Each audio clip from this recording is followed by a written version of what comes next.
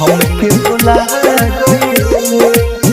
Music by Anjit राज। जाके ससुरा भातार वाला भइले हमके भुला गइले। झूठो के हमारा से कइले तू प्यार रे, दिलवा में दर्द देले बेसंभार रे, दिलवा में दर्द देले बेसंभार रे। झूठो के हमारा से कइले तू प्यार रे, दिलवा में दर्द देले बेसंभार रे। त डोली चढ़ी दोसर के संगे गइले हमके भुला गइले। जाके ससुरा भातार वाला भइले हमके भुला गइले। झूठो के हमारा से कइले तू प्यार रे, दिलवा में दर्द देले बेसंभार रे। तो डोली चढ़ी दोसरा के संगे गइले हमके भुला गइले। जाके ससुरा भातार वाला भइले हमके भुला गइले। मिक्स बाय अंजित राज।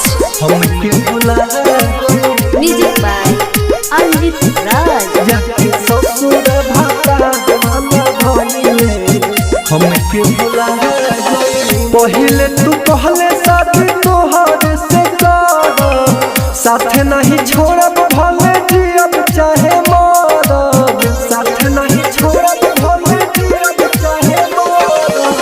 पहिले तू कहले शादी तोहरे से करब, साथ नहीं छोड़ब भले जियब चाहे मरब।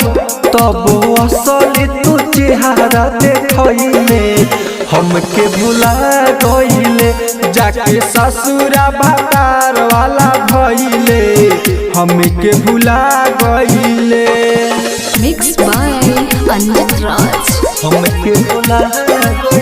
म्यूजिक बाय अंजित राज। जाके ससुरा भातार वाला भइले हमके भुला गइले।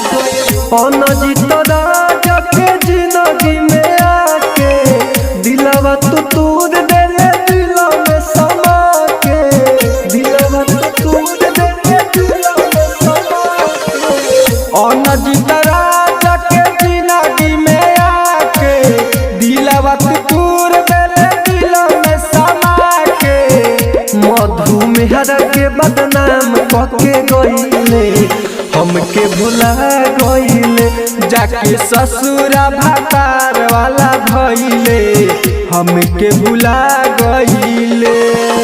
झूठो के हमारा से कइले तू प्यार रे, दिलवा में दर्द देले बेसंभार रे। त डोली चढ़ी दोसरा के संगे गइले हमके भुला गइले। जाके ससुरा भातार वाला भइले हमके भुला गइले।